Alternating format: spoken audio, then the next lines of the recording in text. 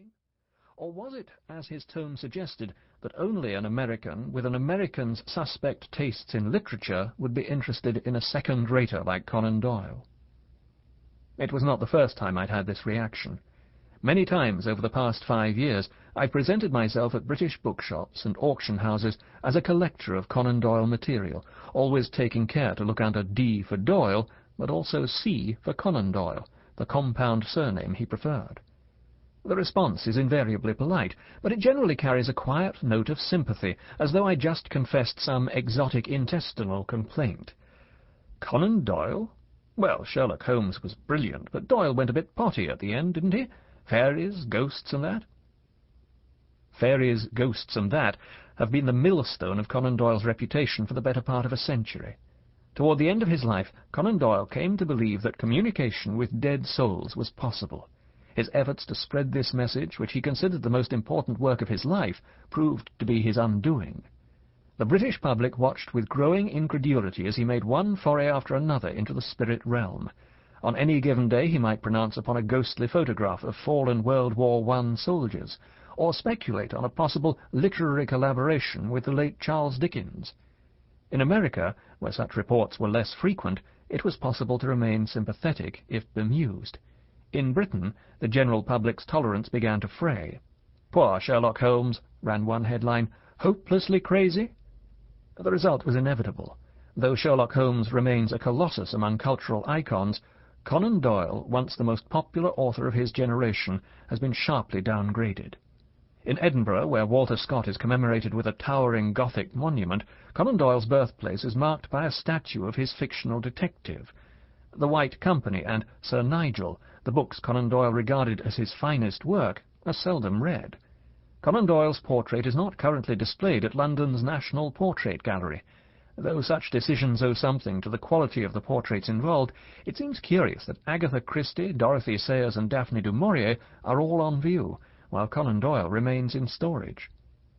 Conan Doyle once declared that he would gladly sacrifice whatever literary reputation he enjoyed if it would bring about a greater acceptance of his spiritualist message. To a large extent, he made the sacrifice without achieving the objective. The critic Sherman Yellen, writing of Conan Doyle's spiritualist novel The Land of Mist in 1965, offered a view shared by many. The Land of Mist demonstrates that Conan Doyle had made his greatest sacrifice to his spiritualist beliefs. He had relinquished his literary power to it. Any writer who would address this delicate topic must first declare a position on the paranormal. I should admit, then, that I have never had any traffic with the spirit realm, that I am a supporter of the Committee for Scientific Investigation of Claims of the Paranormal, and that it has been some years since I believed in fairies. At the same time, I also belong to the Society for Psychical Research. I once shook hands with Uri Geller, and some of my closest friends claim to be psychic. I consider myself, then, a cordial disbeliever. None of which diminishes my regard for Conan Doyle in any way. Like most of his admirers, my introduction came through Sherlock Holmes. In fact, at the age of 11, I sported a deerstalker hat, carried a magnifying glass in my pocket, and was much given to declarations of brilliant deduction and elementary, which greatly endeared me to teachers, friends, and family. Some time later, as I was rereading The Valley of Fear for perhaps the 9th time, I noticed on the title page that the author had some 20 or 30 other books to his credit. I found a copy of The Lost World at my local library and never looked back. Sooner or later, though, every Conan Doyle fan bumps up against The Vital Message, or The Edge of the Unknown, or one of the author's many other spiritualist works. Most readers simply shrug and look elsewhere, and only a very singular taste would prefer Conan Doyle's 2-volume History of Spiritualism to The Adventures of Sherlock Holmes. In my own case, after dutifully slogging through The Wanderings of a Spiritualist, I found myself wondering about the author's state of mind. As John Dickson Carr wrote in 1949, echoing the popular attitude of Conan Doyle's contemporaries, for a quarter of a century he had loomed thick-shouldered as the sturdy Briton with no damned nonsense about him. What was wrong? What ailed the man? The answer, like the man himself, was far more complicated than it first appeared. Yes, Conan Doyle lost a son in the First World War, and like so many others sought consolation in the séance room. This was not, however, where his involvement began. Conan Doyle's interest in the spirit realm took root some 30 years earlier, well before his son's birth. This interest was by no means unique. The Society of Psychical Research was already a going concern when Conan Doyle joined in 1893, and its members included prominent scientists, philosophers, members of Parliament, and a future Prime Minister. For many years Conan Doyle was a mere dabbler in psychic research. He experimented with table tipping and automatic writing as possible methods of contacting the spirits, and had a short-lived interest in mesmerism and thought transference. Only later, when the testimony of those closest to him erased his lingering doubts, did he become a zealous crusader. For many, he became the living embodiment of the spiritualist craze, rather than its most vocal proponent. His outspokenness, weighed against the cool logic of Sherlock Holmes, seemed to invite public scorn. "We who believe in the psychic revelation," he wrote near the end of his life, "and who appreciate that a perception of these things is of the utmost importance, certainly have hurled ourselves against the obstinacy of our time. Possibly we have allowed some of our lives to be gnawed away in what for the moment seemed a vain and thankless quest. Only the future can show whether the sacrifice was worth it. Personally," he added, "I think it was." If Conan Doyle's generation was quick to dismiss his queer ideas, our own generation, with its power crystals, White House astrologers, and Area 51, must admit to harbouring some queer ideas of its own. It is too much to say that Conan Doyle's vision of a spiritualist utopia has come to pass, nor is it likely that it ever will.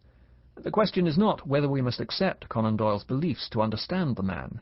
The question is whether it is now possible, nearly 70 years after his death, to examine this aspect of his life with sympathy rather than derision. Personally, I think it is. Introduction.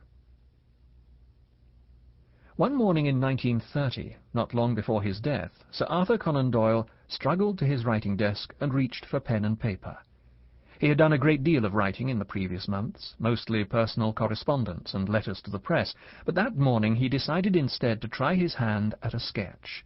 He worked at it for some time, squinting intently over a troublesome detail or a tricky bit of lettering, gazing from the window when inspiration flagged. At length he set down his pen and pushed the drawing aside. Today a copy of the sketch hangs in London's Sherlock Holmes pub. It shows a flea-bitten workhorse pulling a heavy baggage cart. A tall pile of packing cases weighs the cart down, and each case bears the label of a different aspect of Conan Doyle's life and work. Medical practice is piled alongside historical novels. Elections rests on top of psychic research. Tales and drama prop up poems and the Great War. Perhaps the heaviest case in the pile is the one sandwiched in between 500 lectures and Australia 1921. It reads, Sherlock Holmes. Self-pity played no part in Conan Doyle's character.